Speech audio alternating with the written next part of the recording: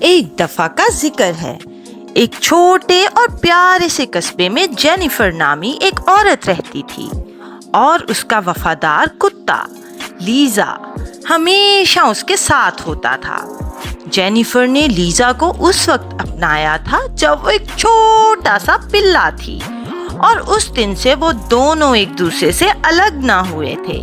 Lisa ایک golden retriever تھی جس کی چمکتی ہوئی آنکھیں اور محبت بھرا دل تھا۔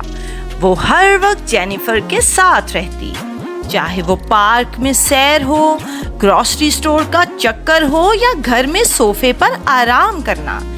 جینیفر ایک مہربان اور محبت کرنے والی عورت تھی جو لیزا کو اپنے بچے کی طرح چاہتی تھی۔ ہر صبح وہ دونوں محلے میں ایک سیر سے دن کا آغاز کرتے۔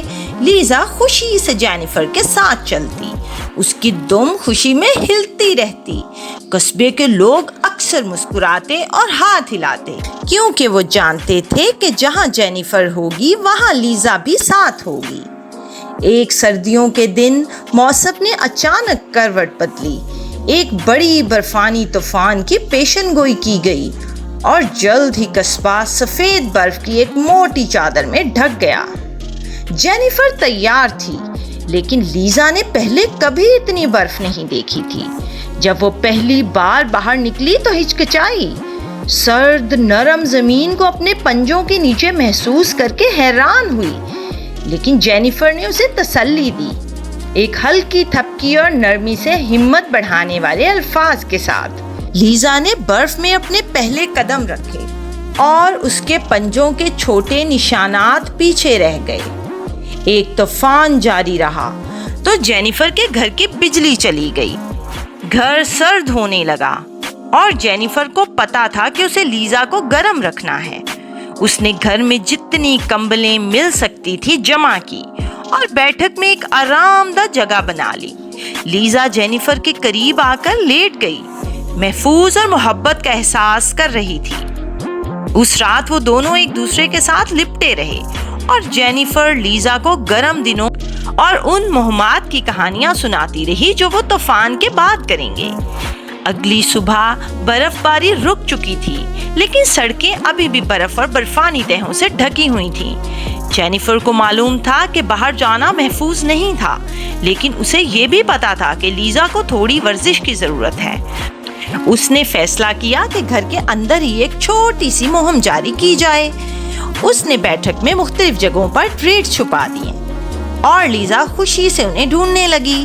ہر ایک ٹریٹ کو خوشی سے سونگھ کر تلاش کرتی رہی۔ وہ دونوں اس وقت تک کھیلتے رہے جب تک تھک نہ گئے، اور پھر وہ ایک چپکی لینے کے لیے بیٹھ گئے۔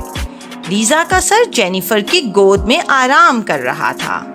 جیسے جیسے دن گزرتے گئے، جینیفر اور لیزا گرم رہنے اور دل بہلانے کے لیے مختلف طریقے نکالتے رہے۔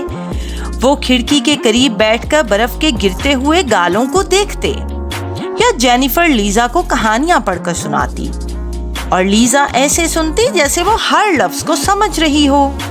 ان دونوں کے درمیان تعلق ہر گزرتے دن کے ساتھ مضبوط ہوتا جا رہا تھا، ایک خاموش سمجھ اور گہری محبت جو کسی لفظ کی محتاج نہ تھی۔ آخرکار برف پگھلنے لگی اور سورج واپس آ گیا، قصبے میں گرمی واپس لانے لگا۔ جینیفر اور لیزا دونوں باہر نکل کر اپنی سیر کر سکتے تھے، اس دن کی سیر جو برف کے نیچے چھپی ہوئی تھی۔ پارک میں واپس آتے ہی لیزا آزادی کے ساتھ دوڑنے لگی، ہر طرف چھلانگ لگانے لگی اور اس کی خوشی نمایاں تھی۔ جینیفر ہنستی رہی اپنی وفادار ساتھی کو کھلی جگہ میں لطف اندوز ہوتے ہوئے دیکھ کر۔ اس دن کے بعد جینیفر اور لیزا نے ہر لمحے کو قیمتی جانا، چاہے وہ برفانی طوفان کا سامنا کر رہے ہوں یا پارک میں دھوپ سے لطف اندوز ہو رہے ہوں۔ وہ جانتے تھے کہ جب تک وہ ایک دوسرے کے ساتھ ہیں وہ ہر چیلنج کا سامنا کر سکتے ہیں۔ ان کا رشتہ ٹوٹنے والا نہیں تھا، ایک ایسی محبت اور دوستی کا ثبوت جو صرف انسانوں اور اس کے کتے کے درمیان ہو سکتی ہے۔